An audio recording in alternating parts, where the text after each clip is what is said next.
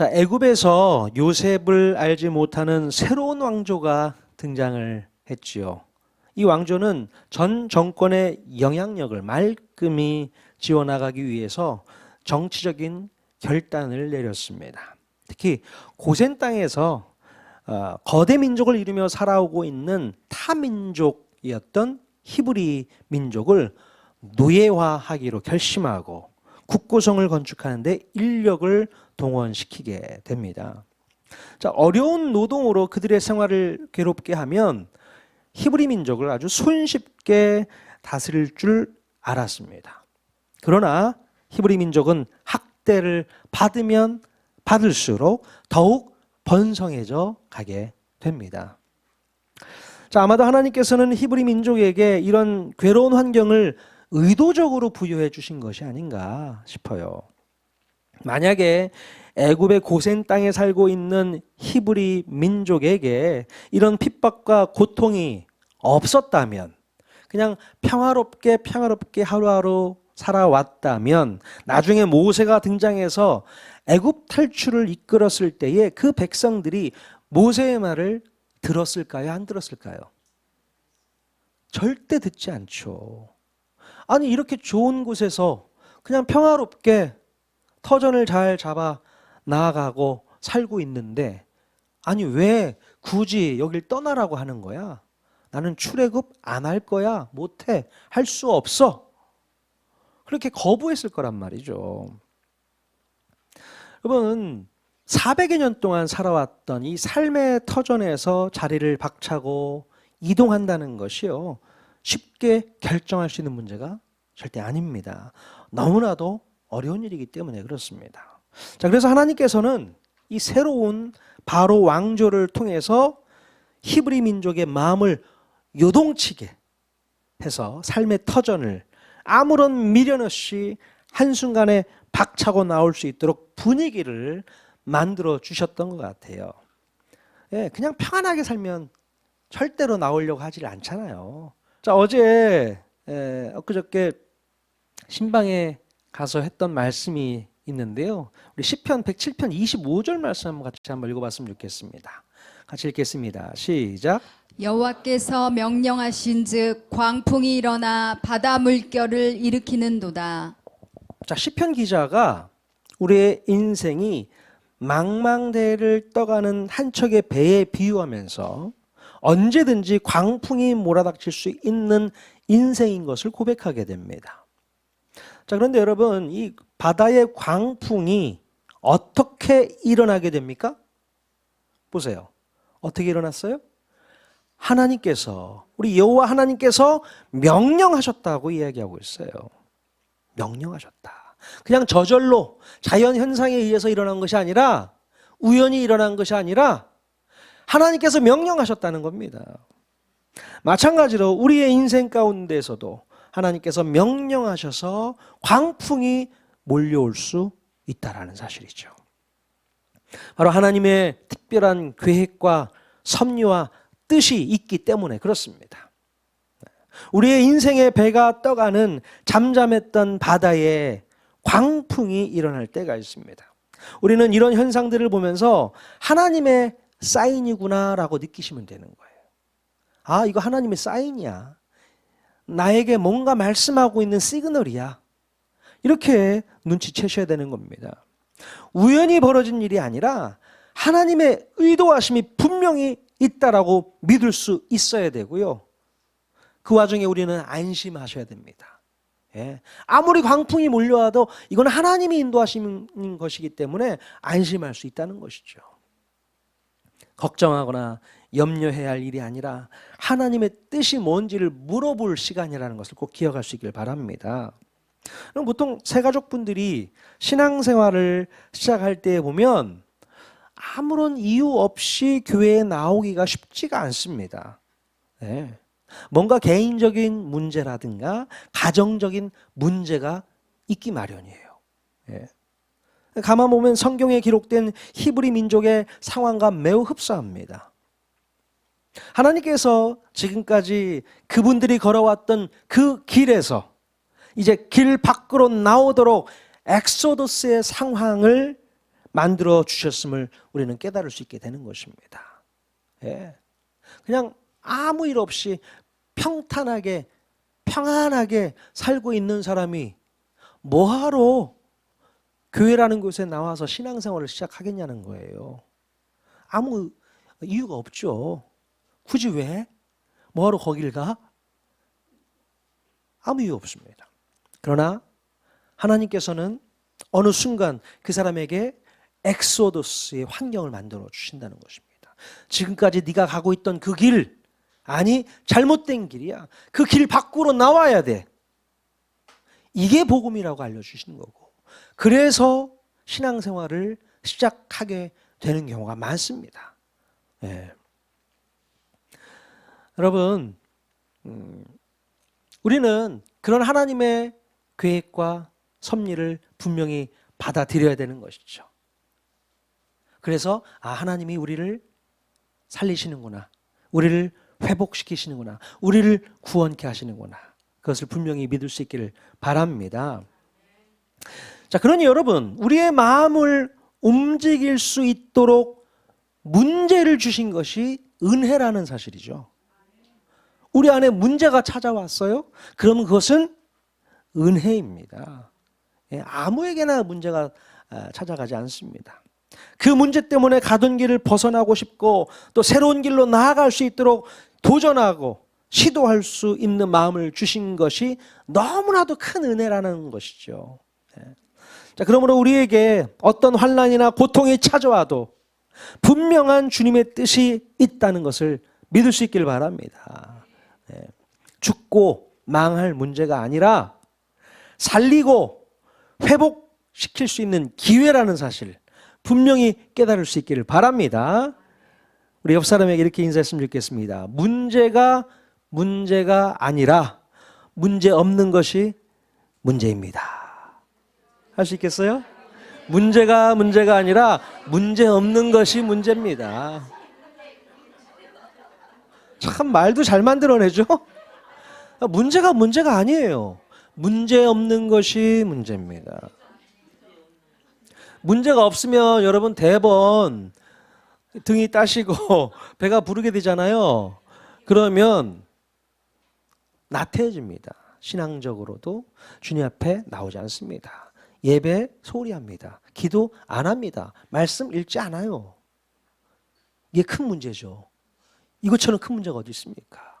그래서 오히려 우리에게 적당한 문제거리가 있는 것이 필요하다는 거죠. 그래서 하나님께서 우리에게 은혜를 베풀어 주신 한 통로가 바로 문제를 주시는 겁니다. 이 문제를 내가 해결하는 것이 아니라 하나님께 해결을 맡기고 우리는 더 주님 앞에 간절한 마음으로 기도하고 나아가는 것, 그것을 주님이 원하신다는 것이죠. 그러니 여러분 마음에 근심하고 염려하고 걱정하지 마시고 이거 시그널이야, 하나님이 나에게 주신 사인이야, 기도하라는 거구나, 더 하나님을 찾고 매달리라는 뜻이구나, 그것을 꼭 기억할 수 있기를 바랍니다. 그러면 이스라엘 백성들처럼 더 부흥하고 왕성해지고 더 성장할 수 있게 될 줄로 믿습니다. 아멘. 자, 다시 본문으로 돌아와서 애굽 왕 바로는 히브리 노예들의 노동력 착취를 통한 학대에도 불구하고 그들의 강성함을 막아내지 못하게 됩니다. 자, 이렇게 가다가는 히브리 노예들이 반란을 일으켜서 국가적으로 매우 심각한 문제를 일으킬 수 있게 된다라는 생각을 해보게 되죠. 어쩌면 외국과 전쟁이 났을 때에 히브리 민족이 외세와 연합을 해서 애굽의 뒤통수를 치고 체제 전복을 노릴 수도 있겠다고까지 상상하게 됩니다. 그래서 결국 애굽 왕은 두 번째 행정명령을 은밀하게 진행하게 되는 것입니다. 자, 애굽의 바로는 이번에는 어떤 방법으로 히브리 노예들을 묶어 놓으려고 했을까요? 자, 출애굽기 1장 15절과 16절 말씀 같이 읽겠습니다. 시작. 애굽 왕이 히브리 산파 십브라라는 사람과 부하라는 사람에게 말하여 이르되 너희는 히브리의 여인을 위하여 해산을 도울 때에 그 자리를 살펴서 아들이거든 그를 죽이고 딸이거든 살려두라. 이 히브리 산파를 이용해서 히브리 노예들의 남자애들의 씨를 말리는 것이죠. 야, 씨를 말려버리자. 이 애굽 왕은 십브라와 부하라는 히브리 산파들을 은밀하게 소환을 해서요 명령하게 됩니다.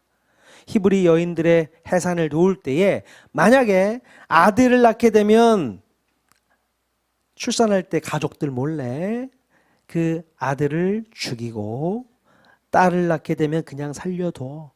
이렇게 은밀하게 제안을 하는 것이죠. 애굽 왕은 이렇게 해서라도 히브리 노예들의 남자 인구수를 제한하고 싶었던 거예요. 더 이상 인구가 증가하게 되면 더 큰 위협이 될 것 같고 또 특히 남자의 인구수 증가는 어떻게 해서든 막아야 된다는 생각을 했던 것입니다. 자, 그래서 겨우 생각해낸 것이 산파를 이용하는 거죠. 산파를 이용해서 남자 아이들을 죽이겠다는 겁니다. 참 수준이 너무 낮습니다. 애굽 왕은 조용하게 수소문해서 히브리 산파들 중에 대표격인 여인 둘을 찾아냈겠죠. 그리고 그들에게 목숨을 위협하거나 또는 큰 물질을 거래해서 중요한 미션을 은밀하게 수행하도록 했을 것입니다. 물론 이들 두 명의 노력으로는 그 많은 히브리 산모들을 다 커버할 수 있을까요, 없을까요?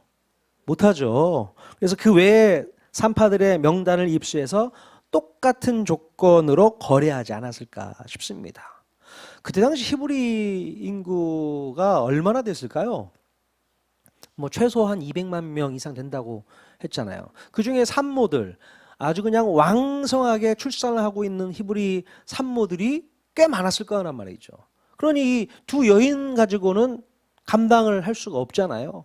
그래서 다른 산파들을 불러들여서 똑같은 명령을 하지 않았을까 싶습니다. 바로 이 십브라와 부하가 그들의 대표격의 역할을 했던 것 같습니다. 자, 여러분, 도대체 그 대단한 애굽 왕은 왜 이렇게 쪼잔한 짓을 할 수밖에 없었을까요? 왜 그랬습니까? 자, 그것은 바로 애굽 왕 마음 가운데 있는 떨쳐버릴 수 없는 두려움 때문이었어요. 두려움.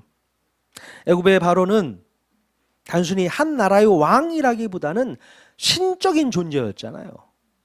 예, 백성들이 왕이라고 생각하기보다는 신이라고 생각했습니다. 예. 어느 누구보다도 그는 많은 것을 소유하고 있었고 또 많은 것을 누리고 있었고 또 많은 것을 할 수 있었던 그런 무소불위한 존재가 바로 애굽의 왕이었습니다.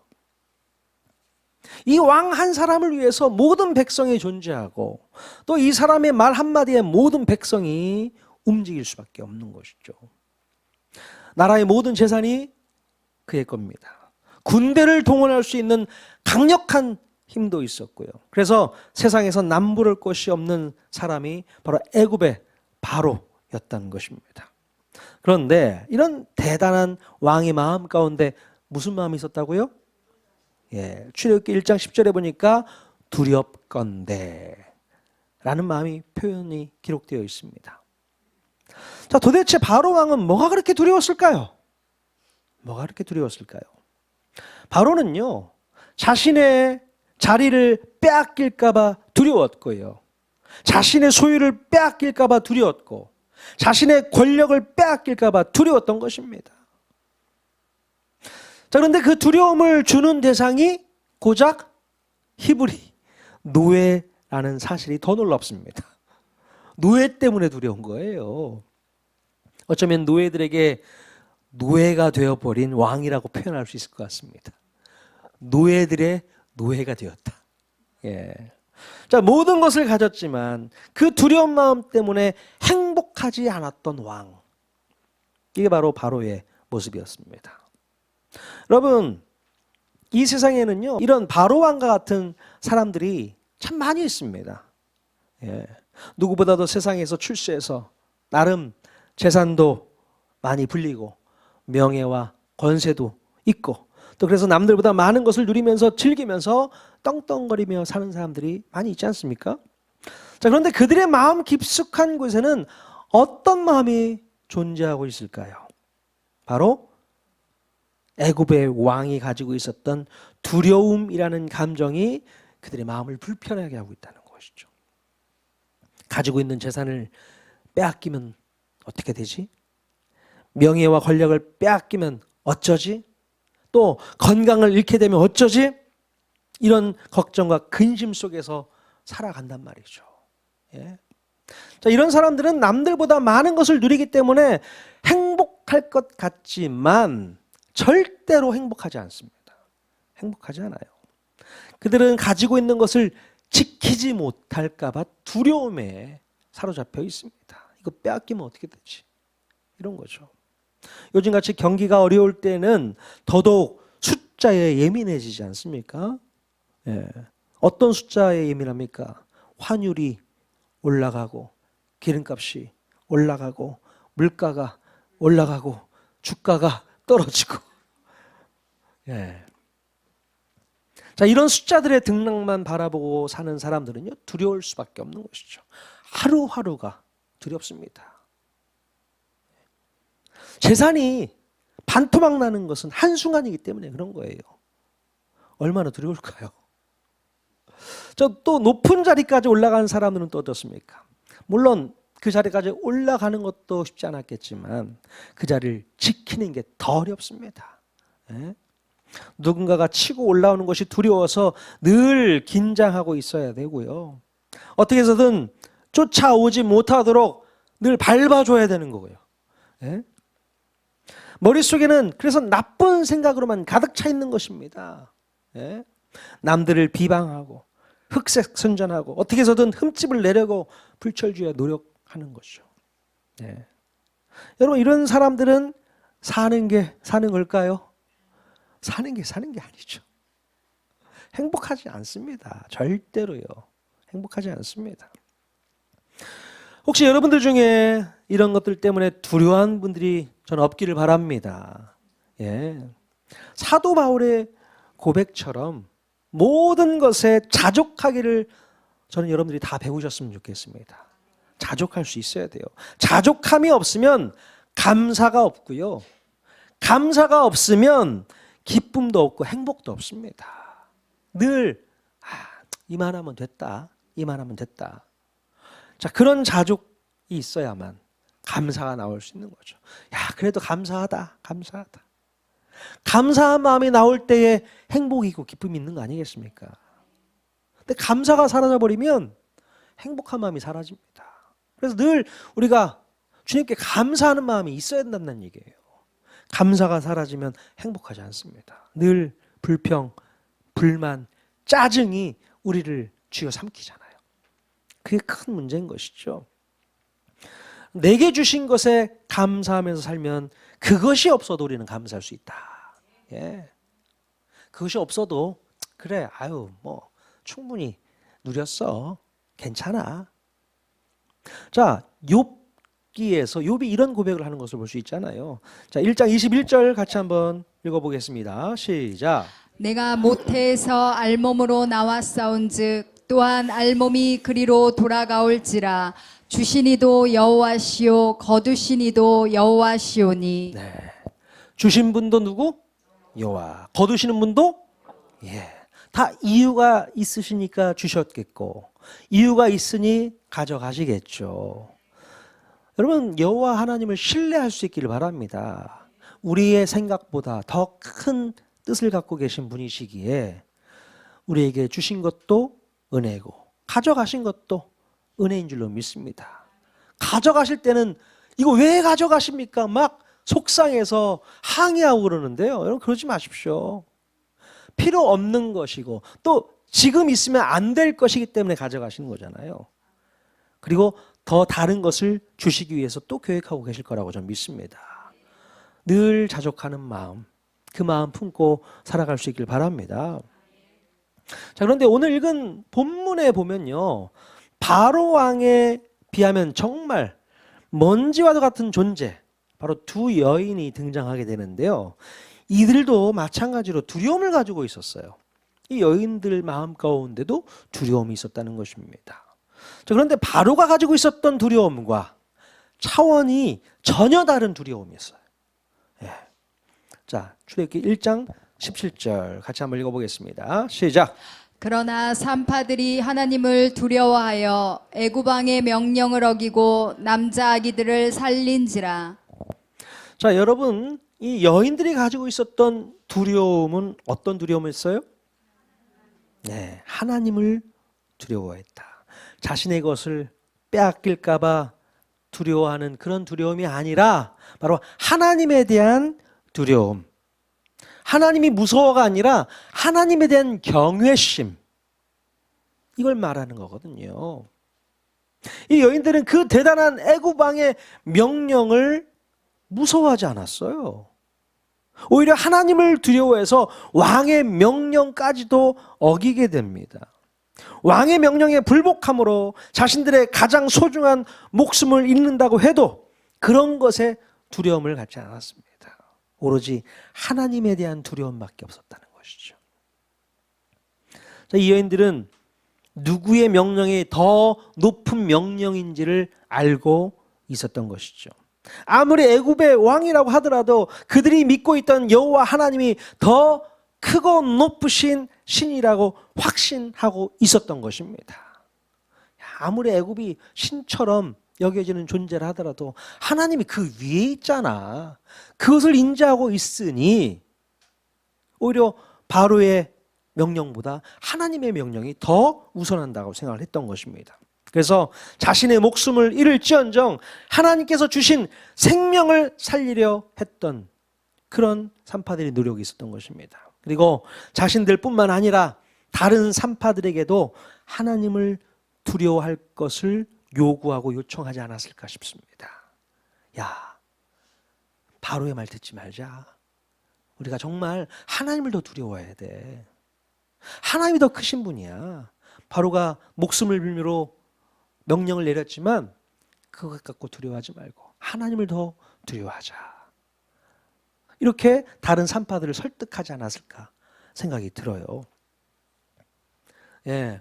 그랬기 때문에 이 바로의 그 무서운 음모가 실패로 돌아가지 않았겠습니까? 아무리 십부라와 부하만 아이들을 살린다고 해서 그게 되겠습니까? 다른 산파들의 노력도 꼭 필요한 것이겠죠. 자, 바로는 남자 아이들의 출생을 저지하지 못하는 이 십부라와 부하를 소환하여서 이제 조사하게 됩니다. 어찌하여 남자 아기들을 죽이지 못했는가? 이렇게 묻게 되죠. 자, 그랬더니 두 여인이 뭐라고 아주 지혜롭게 답변을 했습니까? 1장 19절 말씀 같이 읽겠습니다. 시작. 산파가 바로에게 대답하되 히브리 여인은 애굽 여인과 같지 아니하고 건장하여 산파가 그들에게 이르기 전에 해산하였더이다. 네. 히브리 여인들은 평소에 일을 많이 해서 그런가 온몸에 근육이 많아가지고 아기를 낳을 때에도 산파가 도착하기도 전에 전혀 힘들이지 않고 순풍순풍 잘 낳았다, 이런 그럴싸한 핑계를 대고 있는 것이죠. 그러니 이미 낳은 자식을 어떻게 죽입니까? 예? 그렇게 핑계를 댈 수 있었던 것입니다. 그럼 바로 왕 앞에서 이렇게 말할 수 있는 지혜와 용기 어디서 난 거예요? 예, 바로 하나님을 두려워하는 마음에서부터 오게 되는 것입니다. 하나님을 경외하는 마음. 하나님을 경외하는 것이 지혜의 근본이라고 했잖아요. 하나님을 경외했더니 이렇게 현명하게 말할 수 있는 지혜도 주셨다는 것이죠. 예. 인간의 마음 가운데는요, 어느 누구라도 두려움이 다 존재합니다. 두려움 없는 사람이 어디 있어요? 다 두렵죠. 죽음이 두렵고, 미래가 두렵고, 망하는 것이 두렵고, 버림받을까 두렵고, 병들까 두렵고, 두렵죠. 왜 안 두렵습니까? 자, 그런데요, 진정한 참된 두려움이 이 모든 가짜 두려움을 다 내쫓아 버리는 것입니다. 하나님을 두려워하면 그 외에 다른 두려움은 두려움도 아닌 거예요. 예. 자, 마태복음 10장 28절 말씀 같이 한번 읽어보겠습니다. 시작.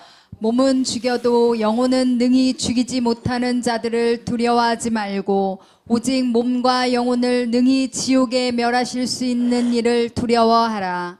예, 우리 잠언 말씀도 같이 한번 읽겠습니다. 시작. 사람을 두려워하면 올무에 걸리게 되거니와 여호와를 의지하는 자는 안전하리라. 자, 이 말씀을 통해서 봤을 때 우리는 누구를 더 두려워해야 될까요? 사람을 두려워해야 됩니까? 하나님을 두려워해야 됩니까? 당연히 하나님을 더 두려워해야 합니다. 자, 그런데 가만 보면 눈에 보이지 않는 하나님보다는 눈에 보이는 사람을 더 두려워할 때가 많아요. 그렇지 않습니까? 사람이 더 무섭더라고요. 그래서 사람들에게 인심을 잃을까 봐 두렵고요. 또 사람에게 인기가 떨어질까 봐 두렵고, 사람에게 왕따 당할까 봐 두렵고, 사람에게 배신당할까 봐 두렵고, 그렇습니다. 하나님보다는 지금 당장 사람이 더 무서운 존재로 그냥 믿게 되는 겁니다. 그래서 사람의 말 한마디가 그렇게 심장 떨리게 하는 거예요. 그러니까 여러분, 사람을 두려워하면 어떻게 된다고 했어요? 올무에 걸리게 된다. 여러분 분명히 암송하셔야 돼요. 사람을 두려워하면 올무에 걸리게 된다는 겁니다. 반면에 하나님을 두려워하고 하나님을 의지하게 되면 어떻게 된다? 안전하게 된다. 여러분 마음 가운데 확실하게 새기십시오. 하나님을 두려워하고 하나님을 의지하면 안전하리라. 진정으로 안전하기를 원한다면 우리는 하나님을 의지하는 것밖에는 없습니다. 그 어떤 안전장치, 보호장치 아무리 많이 쌓아놔도 안전할 수 없어요. 내 재산 챙기는 거 아무리 열심히 안전하게 보안장치 걸어놔도 한순간에 날아가는 거 시간 문제입니다. 예. 하나님이 안전하게 지켜주셔야 가능한 일인 것입니다. 자, 우리가 하나님을 두려워하고 하나님을 의지하면 하나님께서는 우리를 도우시고 우리를 지켜주실 줄로 믿습니다. 그 믿음 가지고 승리하셔야 되는 거죠. 여러분 이 믿음의 여인들은 결국 나중에 어떻게 되었을까요? 예, 바로왕 앞에서 떨지 않고 주눅들지 않고 당당했던 이 여인들은 우리 하나님께서 보란듯이 살려주시게 됩니다. 보란듯이. 예. 어찌된 노릇인지 바로는 이 여인들을 죽이지 않았습니다. 하나님께서 그들을 안전하게 보호하셨기 때문에 가능한 일이라고 믿습니다. 20절에 보니까 하나님께서 그 산파들에게 은혜를 베푸셨다라고 기록하고 있거든요. 은혜를 베푸셨다. 그럼 왜 하나님께서는 그 산파들에게 은혜를 베푸셨을까요? 왜 그랬을까요? 21절에 기록되어 있습니다. 같이 읽겠습니다. 시작. 그 산파들은 하나님을 경외하였으므로 하나님이 그들의 집안을 흥왕하게 하신지라. 그 산파들이 하나님을 경외하였기 때문에 은혜를 베풀어 주신 거예요. 여러분 잠언 말씀에 하나님을 경외하는 것이 아까도 말씀드렸지만 뭐라고 했어요?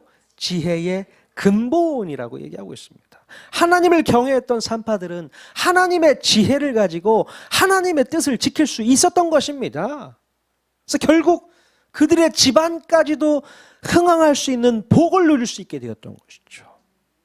그러니 우리는 하나님을 경외할 수 있어야 된다. 하나님을 두려워할 수 있어야 될 줄로 믿습니다. 근데 많은 분들이 신앙생활을 오래 했어도 하나님을 만만하게 여깁니다.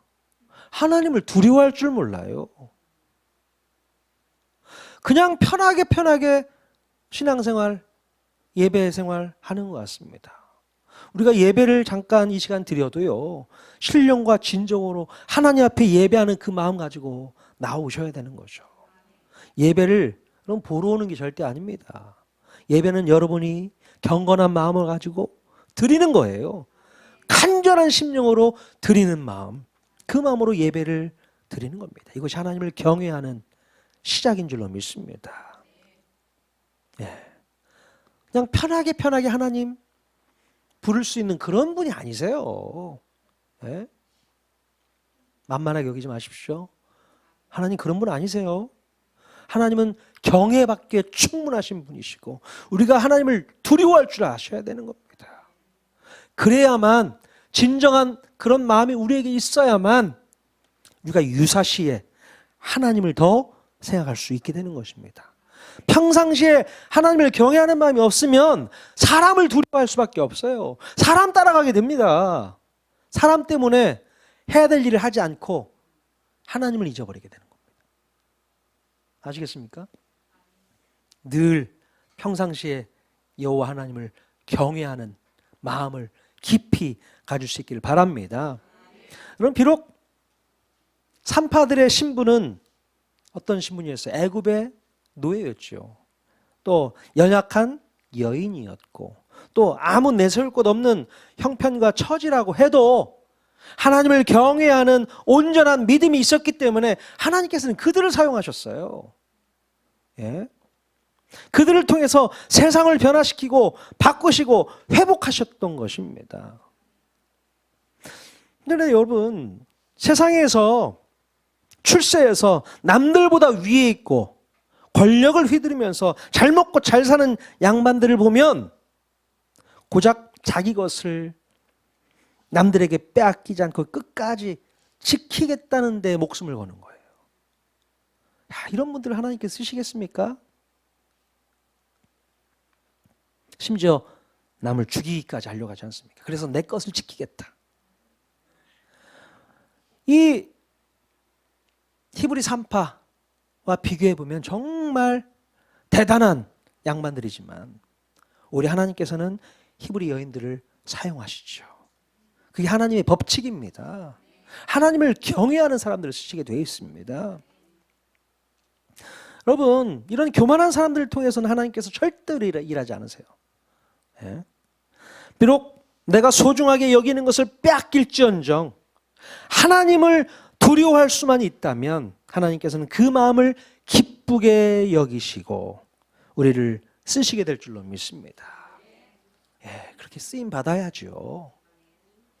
하나님께서 너는 안 되겠다 야. 그냥 내가 폐기할게. 야, 그러면 이거는 너무 말도 안 되는 거죠. 며칠 전 뉴스에서 최상병 순직 사건을 수사하다가 항명죄와 명예훼손 혐의로 재판에 넘겨진 박정훈 대령이 무죄를 선고받았다는 보도가 있었습니다. 이 박정훈 대령은 조사 기록 이첩을 보류하라고 하는 이 상부의 명령을 거부하게 됩니다. 그래서 해병대 수사단장으로서 사건 조사 기록을 경찰에 그냥 넘겨버렸어요. 자, 그 혐의로 기소가 되었던 겁니다. 한마디로 이 박 대령은요, 군대의 상관에게 명령 불복종을 했던 것입니다. 자, 군대에서는 이 상관의 명령을 불복하게 되면 항명죄로 다스려지게 되어 있어요. 제일 무서운 죄죠. 항명. 명령을 거부했다. 군대에서는 무조건 까라면 까야 되는 거잖아요. 명령이 있으면 그 명령을 무조건 지켜야 되는 것이죠. 하지만 이 박정훈 대령은 불합리하고 불법적인 명령에 대해서는 어떻게 했어요? 순응하지 않았던 것 같습니다. 비록 모든 것을 본인이 잃는다 하더라도 불합리한 명령을 거부했던 것이죠. 자, 이런 용기 있는 행동이 쉽지는 않지만 불법과 당당히 맞서서 싸웠던 것입니다. 야, 그 명령은 불법이야. 불합리해. 그래서 거절했던 것이죠. 자, 그래서 결국 오랜 시간 끝에 1심 재판에서 무죄를 선고받게 됩니다. 자, 앞으로 어떻게 진행될지는 우리가 지켜봐야 되겠지만요. 저는 이런 용기 있는 행동이 우리들 모두에게도 필요하다고 생각이 되어집니다. 예. 하나님을 경외하는 두려운 마음 때문에 불법에 대해서도 당당히 맞설 수 있는 진정한 믿음과 용기가 우리들에게도 발휘될 수 있기를 소원합니다.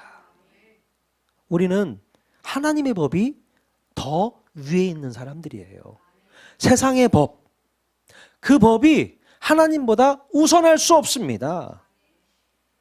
하나님을 두려워하지 않으면 세상의 법에 벌벌 떨 수밖에 없어요. 그것이 불법이고 나쁜 법인데도 불구하고 그것에 의해서 매어 살 수밖에 없습니다. 그러나 더 중요한 것은 하나님의 명령이 더 중요하다. 하나님의 법이 우선이 있다. 그러니 우리에게 어떤 외압이 들어오고 폭력이 들어온다 하더라도 그것에 불복할 수 있어야 됩니다. 언제 어느 때 그런 일이 또 우리에게 발생할지 모릅니다. 오늘 성경에 나와 있는 이 시대만 이런 일이 있을까요? 언제든지 우리에게도 이런 세상의 외압과 불법과 나쁜 명령들이 우리에게 쏟아질 때에 우리는 그것을 완강하게 거부할 수 있겠는가? 하나님을 두려워하는 마음으로 하나님 명령에 순종하고자 하는 마음으로 그것을 거절할 수 있겠는가? 오늘 저에게 여러분들에게 주시는 하나님의 음성인 줄로 믿습니다. 강력하게 거부할 수 있어야 됩니다. 나 그거 지키지 않을 거야. 하나님이 더 두려워. 하나님의 말씀을 순종할 거야. 여러분 그렇게 하십시오. 세상에는 항명하시고 하나님께는 순종하시고 그것이 하나님의 자녀로서 살아가는 우리들의 참된 모습이어야 된다고 저는 생각합니다. 여러분도 그 일에 동참할 수 있기를 바랍니다. 그래야만 우리가 복받게 되는 거예요. 여러분의 가정이 복을 받습니다. 흥왕하게 된다. 오늘 우리에게도 분명히 있게 될 줄로 믿습니다. 이 믿음 가지고 이번 한 주간도 승리하는 저와 여러분 모두가 다 될 수 있기를 주님의 이름을 가지고 축원드립니다. 아멘.